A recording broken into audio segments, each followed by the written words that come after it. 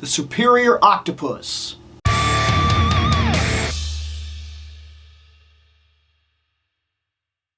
So we talked about the Black Suit Spider-Man, the update, and it got me thinking. I have a couple of Spider-Man figures, Spider-Man figures, whatever, that are sitting here waiting to be unboxed. In fact, I have 4 right there. And I got to thinking, Spider-Man is a big one for me.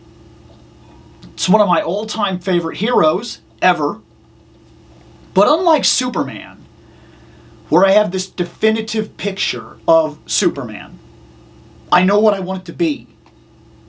And most of the times I see a Superman figure, I don't add it to the shelf. Most of the time, it's not quite what I'm looking for. The face isn't right, the hair isn't right, the costume isn't right. This is mostly fine, but there's a part of it that bothers me. That happens a lot with something like Superman. Spider-Man, I'm a lot more lenient. I like the classic costume. But let's be honest, the classic costume has mild variants across the line that make a real difference. And then, simple changes like the Amazing Fantasy Spider-Man, the black and red, a Steve Ditko kind of Spider-Man. I'm into that. That very much caught my attention. Japanese Spider-Man, the 1970s costume Spider-Man, all 3 of the movie variants of the Spider-Man, different Spider-Man villains that kind of take the Spider-Man motif, Venom, Carnage, Black Suit Spider-Man, the Superior Spider-Man, regular Spider-Man, Mark 1, like the Mark Armor Spider-Man, like over and over and over again, I could find Spider-Man figures that really catch my attention. I mean, they really do it for me. I love them. I absolutely love them. So, because of that, I got thinking, let's get them all opened and let's figure out what I'm missing. What is it I'm still looking for? Still interested in Spider-Man-wise? Because this could get somewhat interesting. So let's just do a frickin' block of Spider-Man videos and knock out some Spider-Man. Today, we're doing the Superior Octopus. I thought this was unbelievable. If we would have went in this direction, I mean, this would have sold me. Like, I would have been all about this for a very long time. Look, man. The Superior Octopus had one of the coolest Spider-Man costumes I'd ever seen. It was coming off of a storyline that was actually pretty good and reconfigured the Dr. Octopus to something that made a lot more sense to me. The thing that's always kind of bothered me about Dr. Octopus, while I love classic Dr. Octopus, and I would definitely like to put one on my shelf, there's a thing about classic Dr. Octopus that always bugged me. He's a guy with mechanical arms that's really smart. The mechanical arms are a problem for Spider-Man. The fact that he's really smart, problem for Spider-Man. Spider-Man can lift 50 times his own body weight. And I'm sorry to be a nerd here, and I'm sorry to nitpick situations, but like when I read a comic book and I see Dr. Octopus, and he's an overweight, like, in his upper 40s scientist guy with some mechanical arms, Spider-Man webs one. All he's got to do is get mildly close and just a nick punch. Just a barely swung nick, barely got his hand in there. He's done. It's over. Accidental kick. Dink. Can you imagine Spider-Man just accidentally kicking a leg, kicking his hand, like anything like that? It's over. It's over. An accidental kick to the hand of Dr. Octopus while he's sitting there monologuing. Oh, his fingers, his whole hand is broken. Like, Spider-Man could kick you like you were hit by a car. Like think people underestimate Spider-Man. I really do. Spider-Man should be able to hit you with his fist so hard that it would feel like you were hit by a full-size F-150 truck going 70 miles an hour. And that's probably being nice. Spider-Man has acted as the landing gear for a plane. He has lifted immensely heavy objects, and he has been trained, not just a brawler. Yeah, he's a brawler, but he has been also physically trained by other heroes like Captain America. Is he a martial artist? No, but I could also make an argument that he has been knocking people out since he was 15 years old. And as a 30 or 40-year-old man, Spider-Man's ability to brawl would be expert level. And I mean expert. I'm talking guys that have trained their entire lives in the UFC would have trouble dealing with him because this dude has learned through experience how to fight people. And Spider-Man just doesn't fight regular guys either. He fights guys like this. He fights hobgoblins and vultures and people that can fly and martial arts masters and magic people and robots. And if he can wriggle out of that, it's going to be real hard for even the best UFC guy in the world to give Spider-Man an arm bar. Like, he would be an expert level fighter. And as such, he probably knows how to put power into his fist when he wants it. And yet, there are some guys that will challenge Spider-Man that I just, sometimes I'm like, what are we doing? Like, what are we doing? Like, just get in there and tap him. It's over. Like, but this rewrote the book. You were talking about a Dr. Octopus that was now in a young body. A young body that was mixed with Dr. Octopus's DNA and Spider-Man's DNA. He maintained the Spider-Man power set while having a young, physical, powerful body that he could hide who he was even. The way he got away in this comic when this showed up was he just took the mask off and put on a coat. Because Parker no longer knew who he was. You couldn't just pick him out of a crowd. This was a chance to give a supervillain a secret identity that could have lasted a while. Do I like that he's with frickin' Hydra Nazis? No. But he wasn't with them. This was just a costume that he made for him. And you could have removed this. Actually, you look at this, it doesn't even really bleed back to Hydra. It's green, but that's an octopus on his chest. I'm just saying, this look really did it for me. I thought this was fantastic. And he really wasn't with Hydra because he was only using them for their resources. Like, I thought this was absolutely brilliant, and I think it was way, way, way too short-lived. And I finally got an opportunity to get my hands on one of them. So, with all of that context out there, let's look at him. Okay, Superior Octopus. This figure is awesome looking. Like I said, I really like this right here. I like the green, I like the gray, I like the eyes here. Like I really kind of dig these like glasses instead of just the regular Spider-Man face. I just think that's kind of cool. I like that he's got like these enhancements here. Like, I don't know what this would have been used for. Maybe they're just like very much like powerful fists or something like that. I don't know. I like this little gray line that comes down on the leg. I just think that's cool.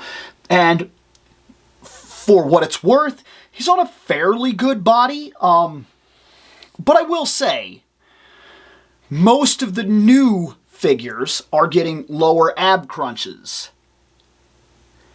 It is noticeable that he doesn't get that. This is an older figure, so he has the turn, and that's what he's got. He does have the upper ab crunch, which is fine. It'll get him into a lot of different poses and things like that. He has the double jointed knees, the double jointed elbows. All of that is pretty standard, and it works for him. This is detachable, and he has the arms, but what you're looking at is what you get. The arms are not wireframe, so anybody that never got one of these, you're basically just picking how you kind of want this to be and inserting them into the back, and then kind of using that to create poses and stuff like that. So there he is. He didn't come with any extra hands either. So he's got this hand, which is kind of a gripping hand, and this hand for punching, and that's what he got. And what you're looking at is what we get. That's him. The only thing he came with is the octopus arms, which is fine, and of course the Build-A-Figure components for, I think, the Demo Goblin, which are these right here. Is this, because we also talked about the fact that I don't really do Build-A-Figures, is this a line I would do? There's Velocity Suit Spider-Man, which is okay. I'm not sold on it. It's okay.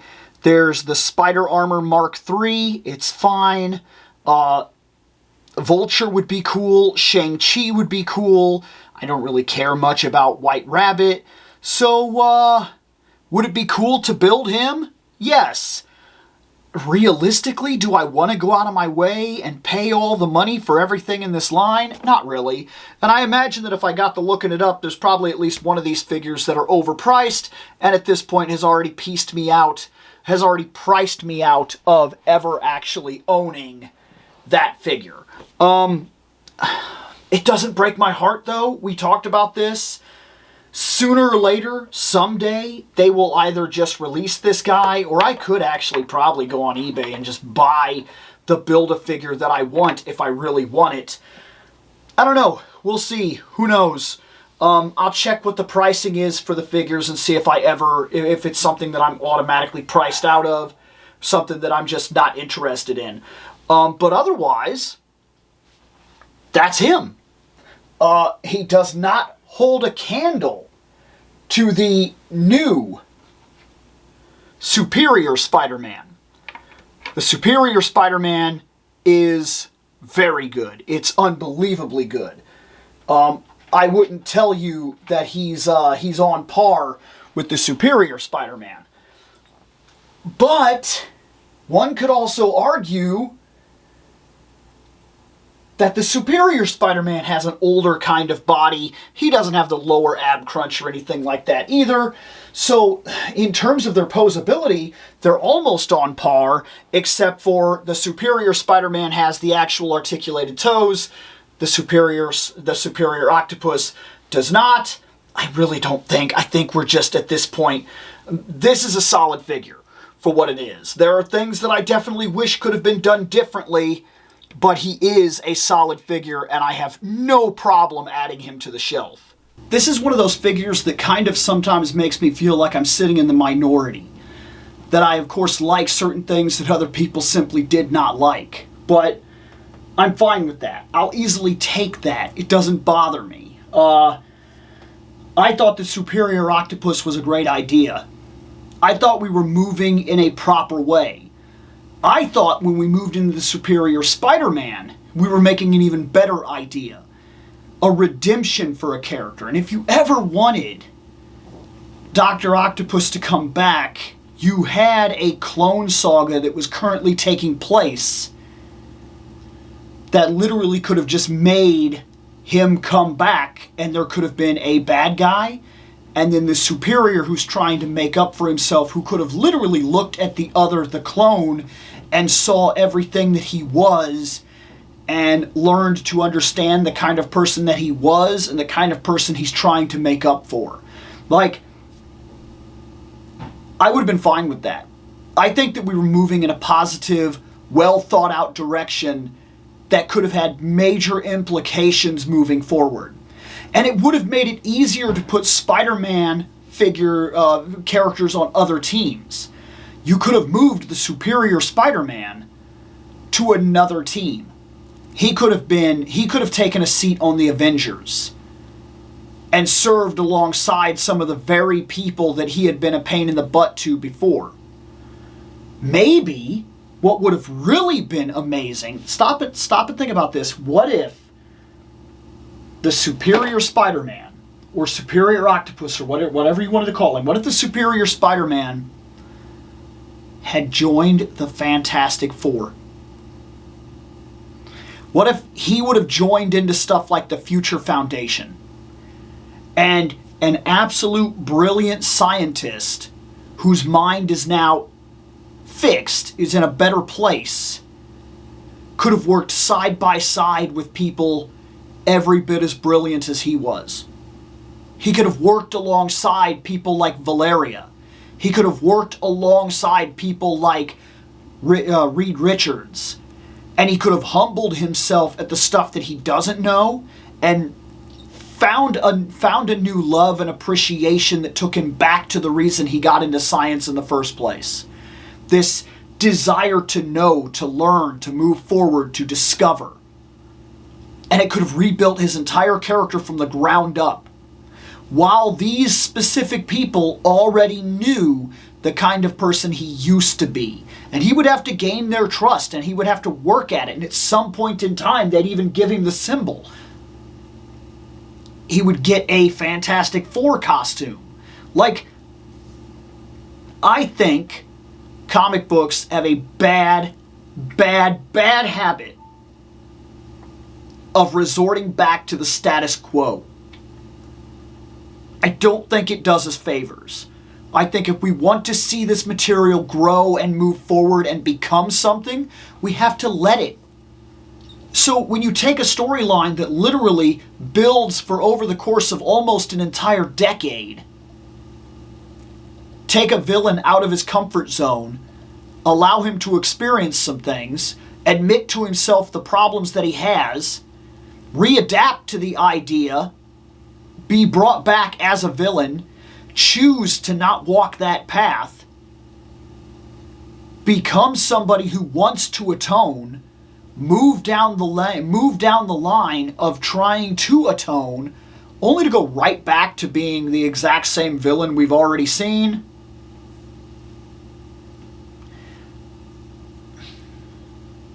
It is a problem inside of comic books that we always have to reset to the status quo. We're not allowed to move these characters too far forward, too far left, too far right, too far back. They just have to sit in this perpetual area where they're always recognizable. And I actually think that we have a problem in comic books about moving too fast in a direction also. Let these kids age. Let these kids grow up and become heroes. Like, we take a concept like Superman and we give him a kid and we play it for a little while and then we do some sort of time skip or some sort of weird phenomenon that like ages them quickly. And we do that with a lot of characters. Like, I think even Renew Your Vows, which was all about like putting Spider-Man into, had he been allowed to move forward and keep his marriage and develop as a character and have a family, what we would have seen. And then I think even that book, if I remember right, does like a hardcore time acceleration or time skip where they just like jump the little kid up into teenage and then play that game. Like at some point, that's just bad storytelling. You need to allow these characters to develop over time. And if it takes 10 years of reading and storytelling to get them there, that journey is part of it. We shouldn't want to automatically jump to the next phase. And I think that's why a lot of people are afraid of like reboots as well. It's because reboots means you may have to go through the next 10 years before you see the character you're wanting to see. But then things like the DC 52, the New 52, when they came out and tried something like this, the New 52 said, all right, everything started back from year one. Here we go. Did like 5-6 comics and then said 5-year time skip. A bunch of stuff already happened. That was a bad idea. It was a bad move. You had it in your hands to rebuild your universe and tell stories moving forward that matched with the modern times and a new modern continuity that could have taken us forward and shown us new adaptations and ideas on these characters and grew them up. You didn't do that. And a lot of these series don't do that. And he's an absolute victim of the comic book industry. Because I honestly feel like, without reverting to the status quo, this really could have been something. It's one of the biggest missteps I can remember in modern comic reading. Modern. What is this? 10 years ago now? Whatever. I'm 41. I'm allowed to enjoy the era that I specifically liked in comics. I'm gonna get out of here.